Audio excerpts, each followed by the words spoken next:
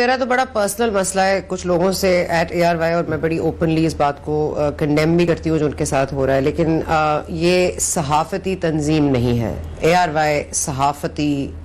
तगोदो में नहीं है। ARY सहाफियों का चैनल नहीं है, एक दो को छोड़ के।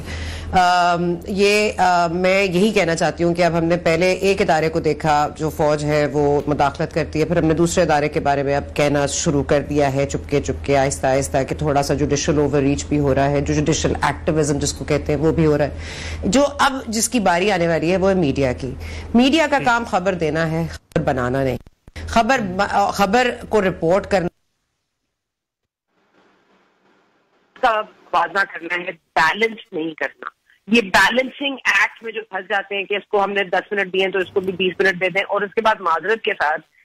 के साथ अगर एक चैनल इमरान खान का है तो दूसरा नवाज शरीफ साहब का है, तो ये जो चैनल में डिस्टिंक्शन है कि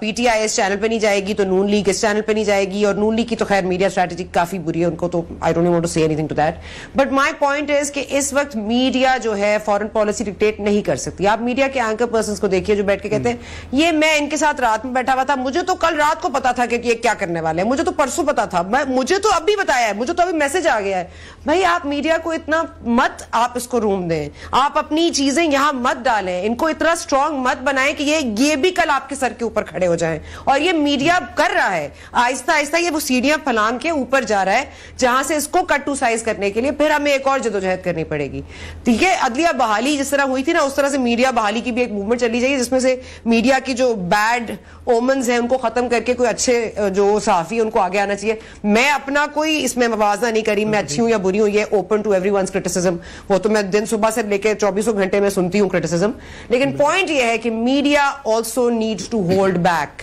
What their job is not to create propaganda. Their job is not to get ratings solely on the fact कि आप किसकी लड़ाई किससे करा सकते हैं, कौन सा ग्लास किस पे मुंह पर पड़वा सकते हैं, कौन ज्यादा इमरान खान साहब की बदतमीजी दिखा सकता है, कौन शहबाज गिल साहब की गालियां रमेश कुमार को